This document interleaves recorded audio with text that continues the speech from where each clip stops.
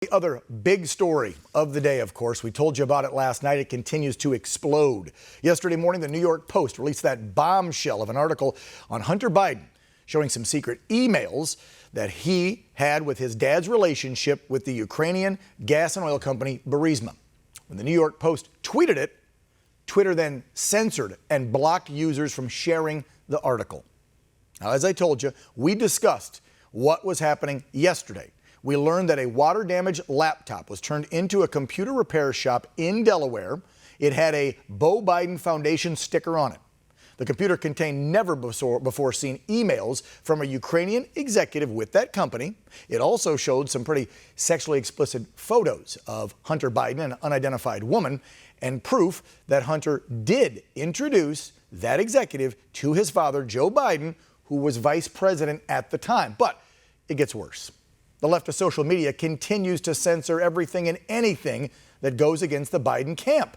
After Twitter censored that post, guess what happened late yesterday? Maybe you saw it if you were on Twitter. The CEO, Jack Dorsey, tweeted a kind of an apology.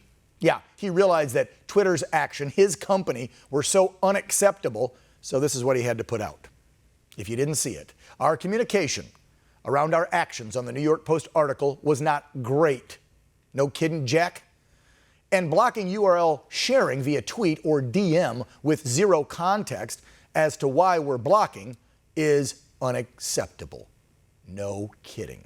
Now, this is not a decision for social media platforms to make and decide, folks, what news needs to be censored or not, right? Because let's be real. Anytime anything negative comes out about the president or conservatives, nobody stops that from being tweeted. The Bidens need to step forward and discuss whether or not the information on that hard drive in that laptop is actually true. They haven't done it yet. Joining me now to discuss more on the, well, let's call it accuracy in social media, the president of Accuracy in Media, Adam Guilette. Adam, welcome to Real America again, pal. Thanks for joining us. Thank you so much for having me. Just for this discussion, I'm sure we're both going to be kicked off Twitter any minute now. I'll pull mine up. Hold on while we're doing this, okay? Let me keep it open. And we'll do some tweets right as we're doing this interview and see what Jack and his clowns over at Twitter do. So you've been on the show before. Your mission is to make sure there's accuracy in media reporting, which is typically more traditional media like print and television. But now, of course, most Americans are getting their news on Facebook, Twitter, Instagram. They're posting videos to YouTube. They're doing searches and stuff on Google. And now we're learning over the past few months, and it's really heated up the last couple of days, that they are suppressing, they're deleting, they're blocking, they're canceling YouTube pages for conservatives. How is this happening, and how are we not screaming from the rooftops to have our elected leaders go to the FEC, anybody in Congress that will start a hearing immediately and make this stop? We're 19 days away from the most important election of the year, of our lifetime, rather. Whoa. Accuracy in Media, our tens of thousands of activists are screaming from the rooftops. They're sending emails, and we're doing what we can to expose the ridiculous actions going on at Twitter. Their excuses are outrageous. First, they said they don't allow hacked material, and that's why they pulled it, even though they allowed Trump's tax returns. Then they said they don't allow disinformation, which, come on, they have the Chinese Communist Party propaganda on their website. And why would anybody need to hack disinformation? You don't need to hack disinformation. You could just turn on CNN. Oh, I'm so glad you pointed that out, because so many media outlets were so quick to air the tax story from documents that were obtained illegally and not reveal the source. So many of the mainstream media, along with social media, were so fast to report on suckers and losers from, what was it, only 4 unidentified anonymous sources, even though 25 people went on the record and said the president never said that. But I didn't see them publicizing the soundbite of Joe Biden calling military folks a couple of years ago stupid bastards. So they are hypocrites at the highest form. But what I want to do, Adam, is we need to mobilize. And you say people are screaming at the rooftops. Give the regular folks out there some advice. What can we do when we're on social media to ensure that the conservative voice is getting out there? Because we're seeing that it's suppressed. I've got guests coming up after you that are running for Congress that have proof that they are being suppressed on Twitter and other platforms. We're 19 days out. How are we going to make this stop? Or can we?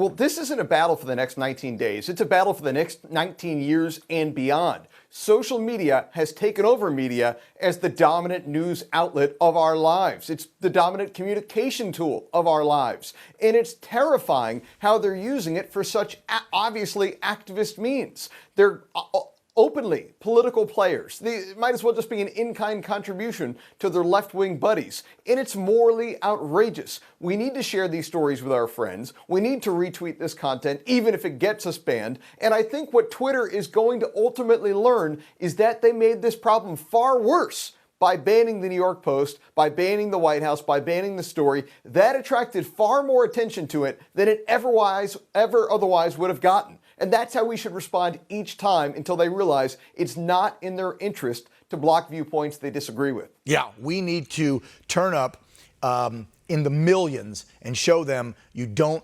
bite the hand that feeds you. Because let's be real, if users can't use the platform the way they want to and express their political ideals and opinions and buy the ads for their small businesses or pay to boost a post or whatever, what funds these social media platforms, they're never going to learn. So we have to turn this up, and I'm pretty much dedicating most of this show with my guests to getting the word out to folks.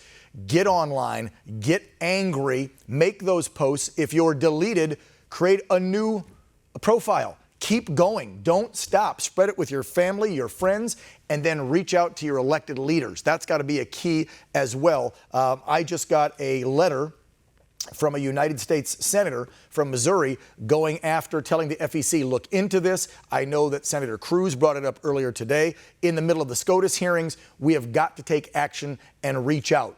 Adam, what do you think the best way for us to do that is as far as getting a hold of the leaders? Do we go on social media, tag those political leaders, or call them, all the above? How do we get this up to the highest, let's call it court in the land, Congress, and make them take action against these companies? Well, as I think you already discussed and just saw, the FCC came out and said they're going to revisit their ruling that defines them as a platform rather than a publisher. And they think they may have been allowing it to be interpreted far more broadly than should have legally been allowed. That, I think, is the most interesting, relevant thing that could potentially change how these companies perform. My advice to conservatives, to libertarians, would never be, let's go to the government and have them solve the problem for us. That is a terrifying can of worms. I'm never going to be convinced that the problem with social media is that Nancy Pelosi doesn't have enough control over it.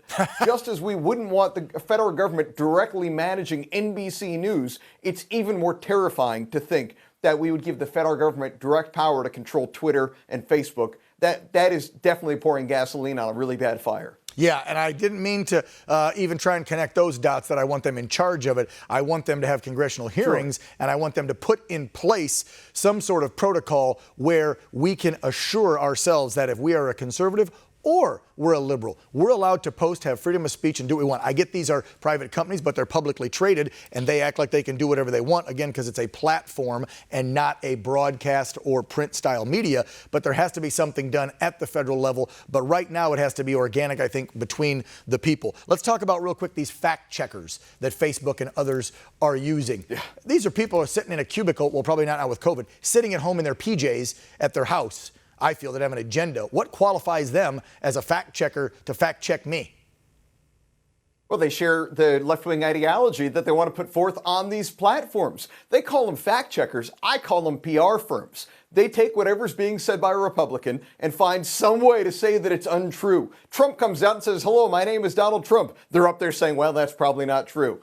Meanwhile, for the other side, whatever the leftists say, whatever the Democrats say, no matter how ridiculous their lies might be at times, these quote-unquote fact checkers try to provide spin for them. The term fact check has literally lost all meaning. If you Google the word fact check on a fact check site, your eyes would roll out of your head, because it's a term that means nothing anymore. It means political spin. Adam, I don't know what we're going to do. I'm seriously a little concerned, man. I knew it was already bad, but when you see what they did yesterday on Twitter to that New York Post article, it is so blatant now. It is right in front of our face. I just got to keep calling on patriots of this country to stand up. It's not like we can stop using it. It's like an evil necessity these days, so you can't just go delete my account, I'm going to walk away, because it's so important for so many Americans to stay connected, promote their business. So we just got to keep getting the word out there. Adam, I've got more guests coming on to keep hammering this home to folks, but make yourself available for us, because this is not going away. As you said, we're going to need you and your organization. You are the president of Accuracy in Media. You're one of the oldest watchdog groups out there. Keep doing what you're doing, Adam, and we'll have you back on real soon. I hate to say it, to probably discuss this again, because I'm sure there's going to be more bombshells dropped, and they're going to suppress this information. Just disgusting. Thank you. It is disgusting. Thank you very much for having me on. Yeah, thank you, Adam. Appreciate it.